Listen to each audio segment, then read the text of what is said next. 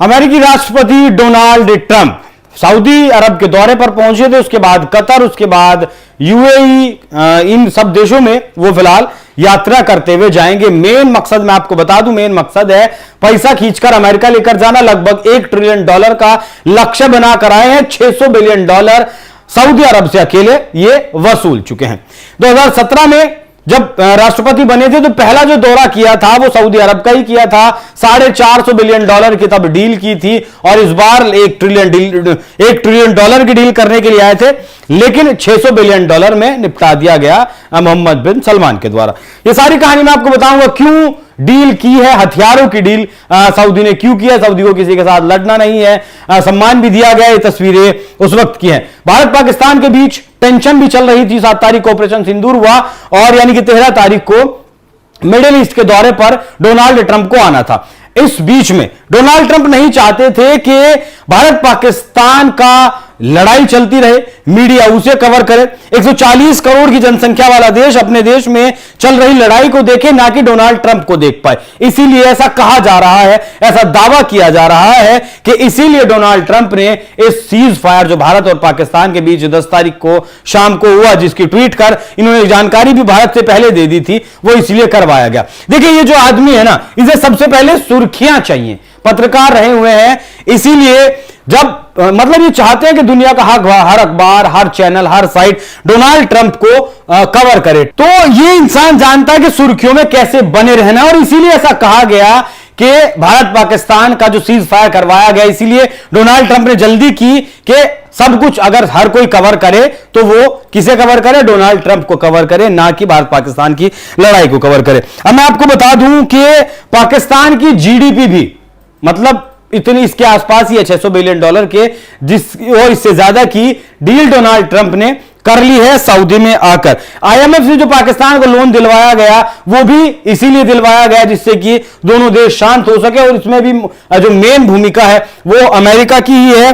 और जितना लोन दिया है ना आईएमएफ ने पाकिस्तान को, उससे ज्यादा मतलब $2 ट्रिलियन तो पाकिस्तान के बैंक में जमा करवाए हुए सऊदी अरब में, क्योंकि जब $7 बिलियन का ये जो राहत पैकेज मिलना था आईएमएफ की तरफ से, तब उसमें ये जरूरी होता है कि भैया आपके बैंक अकाउंट में भी कुछ हो। जैसे अगर आप कोई बाइक खरीदने भी जाएं तो उसका लोन तो कर देते हैं बैंक वाले, लेकिन वो एक डाउन पेमेंट मांगते हैं कि भैया 10,000 20,000 आप डाउन पेमेंट कर दीजिए, 10-20%। ठीक वैसे ही तो $2 ट्रिलियन तब सऊदी अरब ने जमा किए थे। मतलब भीख देता रहता है सऊदी अरब पाकिस्तान को, तो इसलिए अब भी जो है इस भीख का प्रबंध इन लोगों ने कर दिया।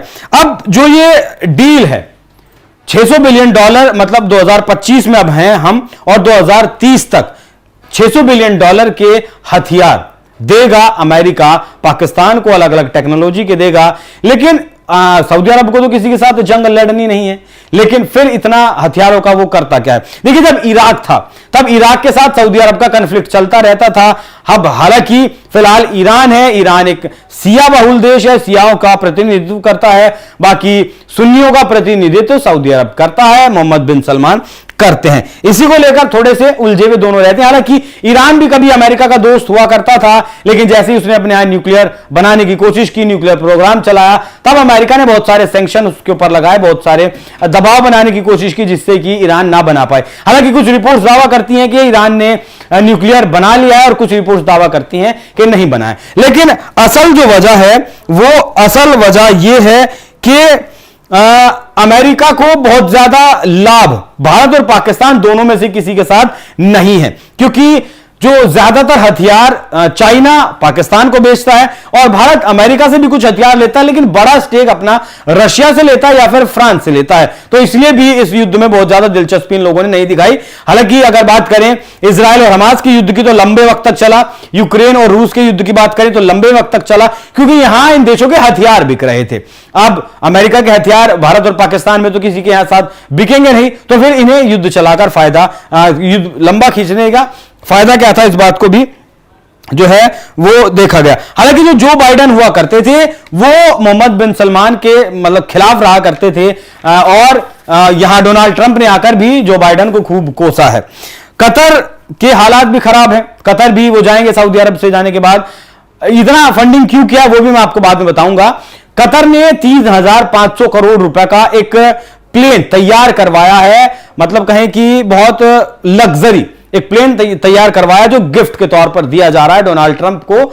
ये राष्ट्रपति जब बने रहेंगे तब भी उनके पास रहेगा और जब राष्ट्रपति नहीं रहेगा तब ये उनके साथ रहेंगे। मतलब ये सीधे तौर पर ट्रंप को एक ब्राइब के तौर पर दिया जा रहा है, क्योंकि ट्रंप ने कतर के जो हैं वो पर कतर दिए थे। बाकी अब सऊदी अरब की बात पर अगर आए, सऊदी इतना पैसा क्यों दे रहा है? $450 बिलियन का डील पहले किया 2017 में, जब ट्रंप राष्ट्रपति बने थे 600 बिलियन डॉलर का डील अब कर लिया, तो ऐसा क्यों है?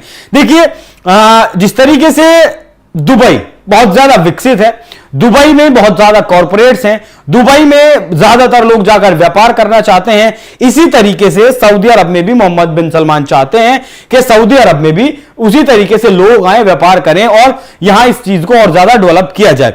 उसके लिए द लाइन सिटी करके एक सिटी डेवलप करना चाहते हैं मोहम्मद बिन सलमान। हालांकि एक फेलियर प्रोजेक्ट है, बहुत बार इस पर कोशिशें हुई हैं लेकिन वो कामयाब अब तक नहीं हो पाई है।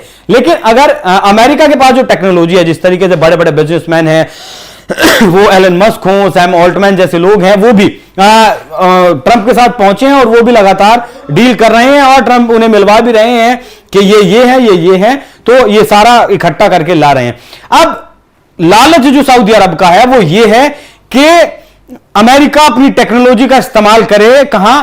द लाइन सिटी, जो एक फेलियर प्रोजेक्ट है, उसे बसाना चाहते हैं। यही लालच है मोहम्मद बिन सलमान का, क्योंकि देखिए व्यापार जो चलता है वो दोनों तरफ चलता है। अगर आप कुछ दे रहे हैं तो कुछ लेंगे भी। वो टेक्नोलॉजी लेना चाहते हैं मोहम्मद बिन सलमान, जिससे कि इसे किया जा सके, डेवलप की जा सके सिटी को। पाकिस्तान और तुर्की का क्या कुछ रोल है वो मैंने आपको बताया, किस तरीके से पैसा दिया है। और युद्ध रुकवाने के लिए पाकिस्तान ने जब अमेरिका से बात की थी तब सऊदी अरब से भी बात की थी, क्योंकि सऊदी अरब के और भारत के जो रिश्ते हैं वो बहुत अच्छे हैं। कतर से भी गुहार लगाई थी, यूएई से भी गुहार लगाई थी। यूएई में तो बहुत बड़ा मंदिर भी बना हुआ है। तो अमेरिका के साथ साथ इन सारे देशों के साथ मिलकर प्रेशराइज किया गया भारत की सरकार को, ऐसा कहा जाता है। इस चीज का कोई पुष्टि नहीं है, कोई इस चीज की पुष्टि करेगा भी नहीं कोई, मतलब ऐसे दावे ही किए जा रहे हैं। अच्छा, यहां तो अब सवाल उठता है कि क्या इसीलिए, अब कहा तो ऐसा ही जा रहा है कि सिर्फ इसीलिए कि ट्रंप आ रहे हैं सऊदी अरब और उनके दौरे में मीडिया हाईलाइट की कोई कमी ना पड़े, इसलिए उस युद्ध को रोक दिया जाए। हालांकि जो सीज फायर हुआ है उसमें अमेरिका की कोई भूमिका नहीं है, यह भारत सरकार की तरफ से साफ कर दिया गया है। विदेश मंत्रालय के प्रवक्ता कल यानी कि 13 मई को आए थे, उन्होंने साफ कर दिया कि अमेरिका ने ट्रेड रोकने जैसी धमकी कोई नहीं दी थी, क्योंकि ट्रेड रोकने की बात डोनाल्ड ट्रंप ने अपने ट्वीट में कही थी कि मैंने दोनों देशों से कहा है कि भैया शांति कर लीजिए, अगर आप शांति से बात नहीं करते हैं एक टेबल पर आकर, वरना तो फिर मैं आप दोनों का ट्रेड रोक दूंगा। इस बात को कहा है और जो क्रेडिट खाना चाहते थे डोनाल्ड ट्रंप वो भी छीन लिया गया है। प्रधानमंत्री मोदी ने भी साफ तौर पर संदेश दे दिया है। कल आदमपुर एयरबेस पर पहुंचे थे, वहां उन्होंने बता दिया कि उनके लिए रशिया भी जरूरी है और उनके लिए अमेरिका भी जरूरी है और उनके लिए पाकिस्तान भी जरूरी है। पाकिस्तान इसलिए जरूरी है कि पाकिस्तान में जो आतंकवाद पल रहा है उसे चुन चुनकर खत्म करना है। जो एयर स्ट्राइक की गई थी ऑपरेशन सिंदूर के तहत 7 मई की रात को, उसमें 100 से ज्यादा आतंकवादी मारे गए हैं। बहुत सारे लगभग 3-4 दर्जन जवान भी पाकिस्तान के मारे गए हैं। 5 जो फाइटर थे, लड़ाकू विमानों को जो पायलट उड़ाते थे वो भी 5 मारे गए हैं, बाकी और 6 सैनिक भी मारे गए हैं। इस तरीके की कार्रवाई लगातार चल रही है। तो जो कहा जा रहा है कि इन सारे देशों ने मिलकर भारत के ऊपर दबाव बनाया कि आप युद्ध रुकवा लीजिए, वरना अगर भारत पाकिस्तान के बीच लड़ाई चलती रहती और ट्रंप का यह दौरा कैंसिल हो जाता। जिस तरीके से भारत के प्रधानमंत्री 22 अप्रैल को पहलगाम का जब इंसिडेंट हुआ तब सऊदी अरब में मौजूद थे और वो उसी दिन शाम को वापस, रात को माफ कीजिएगा, अगली सुबह तक शायद वो वापस हिंदुस्तान आ गए थे। तो वो दौरा, हालांकि उसमें भी बहुत सारी द्विपक्षीय मीटिंग होनी थी, बहुत सारे काम उसमें होने थे, मसौदे तैयार होने थे, समझौते होने थे, लेकिन वो नहीं हो पाए। लेकिन अगर इस लड़ाई के चलते ये डोनाल्ड ट्रंप का दौरा सऊदी अरब का रद्द हो जाता तो जो $1 ट्रिलियन का, मतलब कहें कि 1,000 अरब डॉलर का जो ये व्यापार की जो डील साइन होंगी, इसमें वो शायद नहीं हो पाती। तो क्या सिर्फ इस व्यापार को बचाने के लिए, इस $1 ट्रिलियन की डील को बचाने के लिए डोनाल्ड ट्रंप ने भारत पाकिस्तान के सीज फायर में इतनी जल्दी की है? यह अपने आप में एक बहुत बड़ा सवाल है। सारी जो कंडीशंस थी वो मैंने आपको बताई। बाकी आपको क्या लगता है कि वाकई में ऐसा हुआ होगा? तो अपनी राय हमें कमेंट कर जरूर बताइएगा। नमस्कार।